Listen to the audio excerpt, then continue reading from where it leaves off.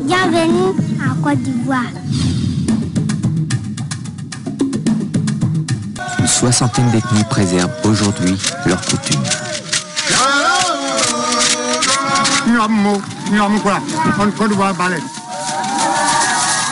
Chacun vit les traditions ancestrales au rythme des coutumes et des cérémonies.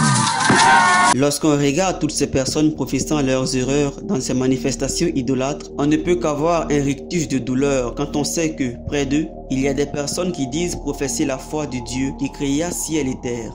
Ces personnes sont tout autant malheureuses que celles qui vivaient avant la venue de Jésus-Christ et ne croyaient pas au seul vrai Dieu. Car elles savent avec nous que ces idoles, ce bois sacré dans cette forêt, n'est pas celui qui créa toute cette merveille qu'on peut contempler depuis l'horizon, et que ce bois comparé à cette beauté n'est qu'une goutte d'eau dans l'océan. Il y a de cela 9 ans avant ma conversion à la véritable foi catholique, hors de laquelle il n'y a absolument pas de salut, lorsque j'étais parti dans mon pays d'origine qu'est le Burkina Faso, j'étais comme la plupart des partisans du Vatican II, qui croient qu'on peut tout autant être catholique et offrir des sacrifices à des fausses divinités. Je pensais participer à ces actes par ignorance, et pourtant le dimanche, je prenais consciemment le chemin de l'église. L'ignorance n'est donc qu'un prétexte. Étant plus petit, on nous disait que si on ne vénérait pas les ancêtres, ils pourraient venir dans notre sommeil et nous faire du mal, voire nous tuer. Donc il y avait cette peur qui nous animait. Je pourrais aussi me donner l'excuse de ne pas avoir eu connaissance de l'enseignement de l'Église catholique sur le salut. Mais le rappel de beaucoup de mes actions faites durant cette même période viendrait me réfuter, en ce sens qu'on ne peut demeurer ignorant du premier commandement. Remarquez qu'on peut naître dans une famille non catholique et entrer dans l'église catholique si on y reçoit le baptême à leur enfant. C'est en atteignant l'âge de raison qu'on en sort si on rejette obstinément un enseignement de cette unique église de Jésus-Christ. De mon côté, je suis allé jusqu'à devenir protestant pendant 3 mois dans une église protestante se faisant appeler Assemblée de Dieu. Dans cette secte, ils vont jusqu'à insulter Notre-Dame. Comment pourrait-on recourir à l'ignorance à ce stade pour excuser une telle adhésion? On voit très bien que l'ignorance est une plaie qui touche plus de la majorité de notre monde actuel. Dans cette entrevue présente sur ce site internet, on entend un soi-disant prêtre de la secte Vatican II, Jean-Baptiste Akouadan, parler de cette ignorance qu'a notre génération sur le spirituel. Lorsqu'on l'interroge sur la conception des chrétiens sur les fêtes traditionnelles, il répond: les chrétiens ont toujours été divisés sur cette question par pure ignorance des réalités culturelles. Quand je dis que je suis contre, est-ce que j'ai pris le temps d'étudier, d'essayer à comprendre le système, l'organisation, le phénomène? Posez la question aux personnes qui disent être contre, demandez-leur: est-ce que vous savez ce que vous rejetez? On ne peut rejeter une culture que lorsqu'on l'a étudiée, lorsqu'on la connaît et lorsqu'on est capable de dire tel élément de cette culture est bon, tel est négatif. Comment peut-on a priori rejeter de tout un peuple son action culturelle? Parce que vous faites bien de parler des fêtes traditionnelles ivoiriennes, surtout qu'il n'y a pas que le peuple Achan. Je viens de la Grèce où il y a un système culturel. C'est cela qui fait la philosophie d'un peuple. Les Africains, à force d'avoir régné leur propre culture et de refuser de l'approfondir, n'ont plus de philosophie. Les Grecs ont par exemple gardé leur mythologie grecque et cela a façonné leur pensée et leur vision du monde.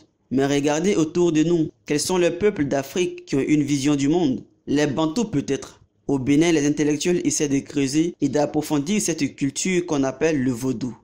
Il faut avoir le courage intellectuel de connaître avant de dire non. Aujourd'hui, la Côte d'Ivoire parle de son identité. Mais qu'est-ce qui fait l'identité ivoirienne? Ce n'est certainement pas la francité ni la francophonie. Ce qui fait l'être baoulé, par exemple, il faut le trouver dans ses réflexions, ses mythes, ses contes. Aujourd'hui, quand vous regardez la télé, on vous parle de mensonges d'un soir. Comment peut-on qualifier la philosophie de tout un peuple de mensonges? Moi, je m'inscris en faux. Fin de citation. Avant de donner brièvement mon avis sur la culture, une précision s'impose. C'est déplorable de voir ce soi-disant prêtre tenir des propos aussi éloignés de l'évangélisation. S'il prêche quelque chose, c'est le paganisme, rien de moins.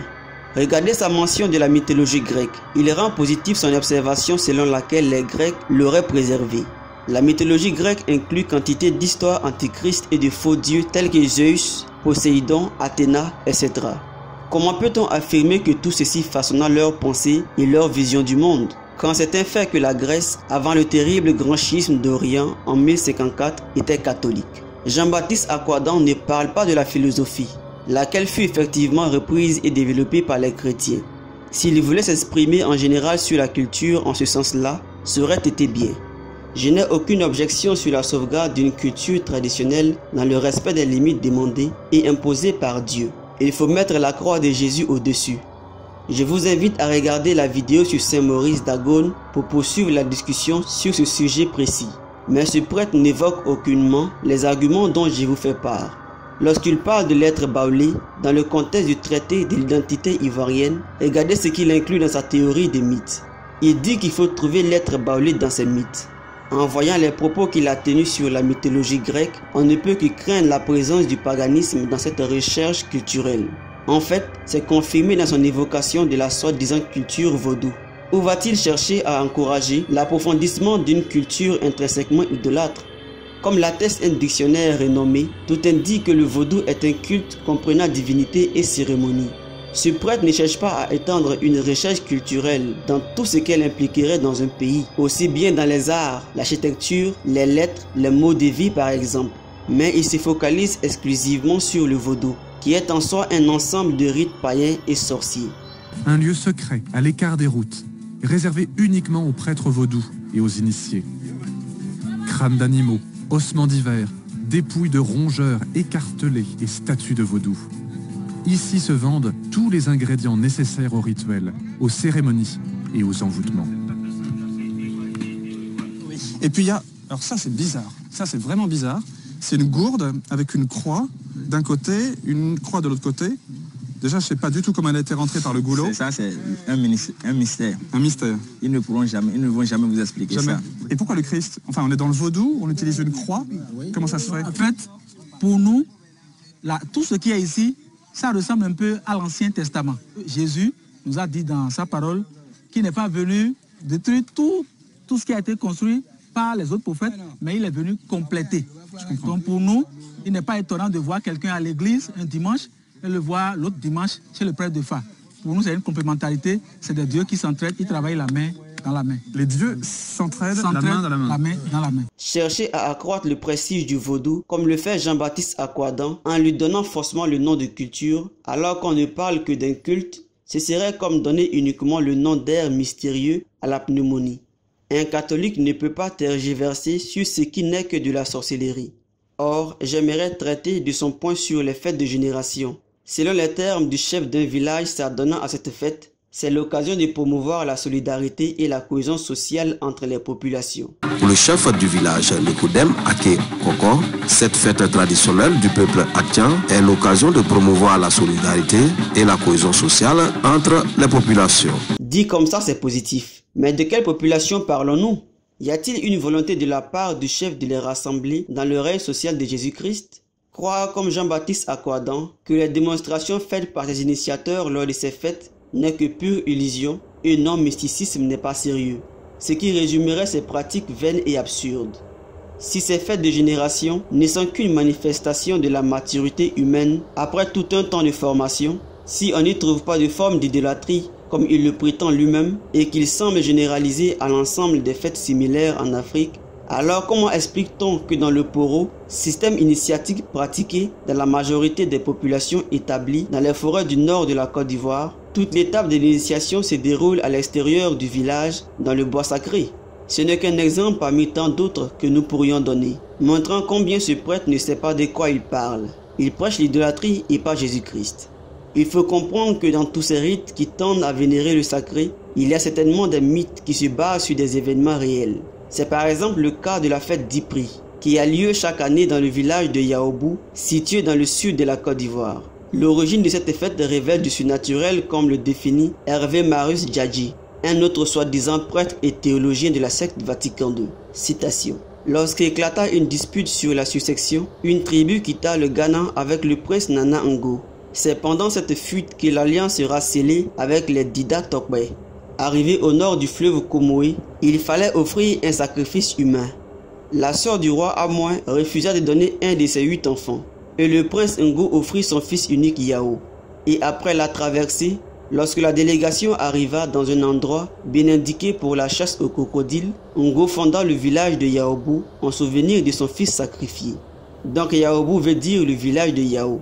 Par conséquent, la fête du Dipri, c'est l'anniversaire du sacrifice de Yao, grâce auquel il y a eu l'existence de Yaobu.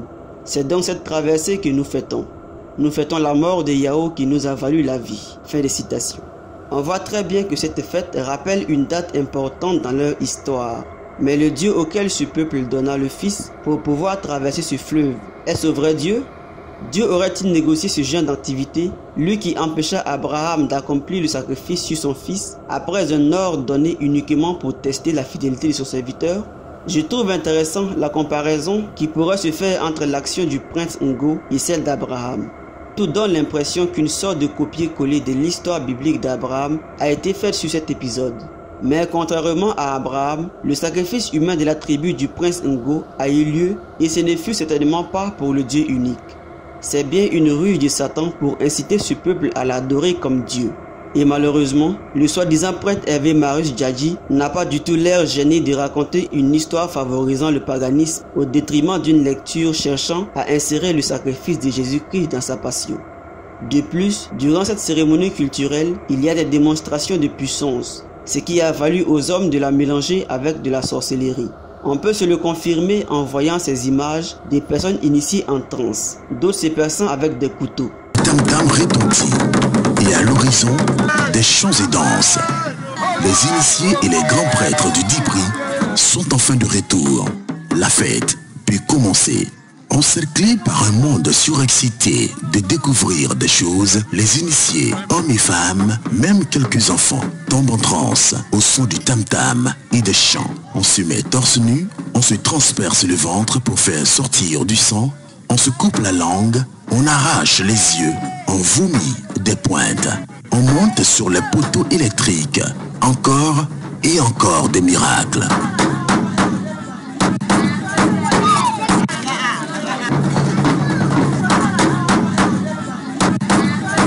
Dans une ambiance à vue d'œil désorganisée, mais plutôt très bien disciplinée dans le monde mystique.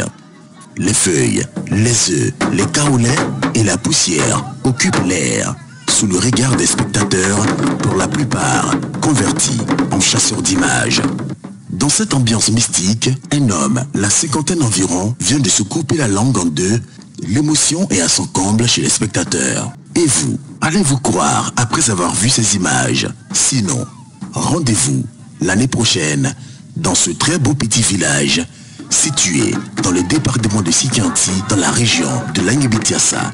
Voilà ce qui réfute carrément les propos de Jean-Baptiste Akouadan, s'efforçant d'éluder la présence évidente de mysticisme dans ses rites. Quand on voit les propos de cet homme se disant prêtre dans l'unique église de Jésus-Christ, il montre en fait toute son adhésion à la fausse église issue du concile de l'apostasie Vatican II. Son enthousiasme à annoncer la tenue prochaine de cette cérémonie vient tout droit de Satan, puisque tout sacrifice que les hommes offrent qui ne sont pas à Dieu sont aux démons. Psaume 95, 5, 1 Corinthiens 20, 10. Et il va jusqu'à souhaiter bonne fête. On voit bien le mal que ça fait quand on croit que ces prétendus prêtres laissent faire ce genre de tradition en la défendant avec obstination. Ici, le père Akouadan ose dire, celui qui dit que les fêtes de génération, c'est pour adorer le démon, n'a rien compris. Les fêtes de génération ne sont pas une adoration du diable, non. Si quelqu'un n'a rien compris à l'église catholique et la défense du premier commandement, c'est Jean-Baptiste Akouadan. Il s'entend parfaitement avec l'enseignement Vatican II et l'esprit démoniaque de ces antipapes qui s'est répandu partout dans le monde. Ce n'est donc pas étonnant de retrouver dans ce site compilant des entretiens la mention d'une hérésie très courante dans la secte Vatican II, qui prétend que les Juifs de notre époque sont toujours le peuple élu de Dieu. Cette hérésie, car la mort de Jésus-Christ sur la croix fit cesser l'ancienne alliance. Encore une fois, lorsque je dis qu'on peut garder une tradition, c'est si elle n'est pas contraire à la loi divine et se soumet à la morale catholique. Prenez par exemple la fête des ignames chez les Akans ou la fête du mil chez les Mossi, et plus précisément cette cérémonie qui débute ces manifestations lorsque les intervenants font des libations, c'est-à-dire le fait de verser de l'eau ou de la boisson en l'honneur d'une divinité pour invoquer les ancêtres. Ils pourraient garder ce genre de rite populaire à la condition d'invoquer le vrai Dieu qui leur a réellement donné toutes ces récoltes et qu'il n'y ait pas la prétention de créer sa propre église ou ses rites en dehors de l'unique église du Christ. Avec toutes ces précisions, qui pourra nier que dans ce genre de fêtes culturelles, telles que la fête de génération, la croix de Jésus-Christ est absente ou rendue vaine et effacée par sa présence timide due à l'indifférentisme religieux. Le chef du village doit toujours prôner la paix auprès de ses administrés. Donc c'est la paix que nous recherchons à travers ces genres de cérémonies qui regroupent tous ceux qui sont aux alentours et qui viennent d'ailleurs pour que la cohésion et la paix soient vraiment scellées. Il est indéniable que ce chef recherche la paix, mais sans la croix de Jésus-Christ et la fidélité à son unique église, c'est en vain qu'il la trouvera. Même si la Côte d'Ivoire, avec son multiculturalisme, prétend vivre dans l'harmonie et la paix sociale, il faut rappeler que seule la croix permettra une véritable paix.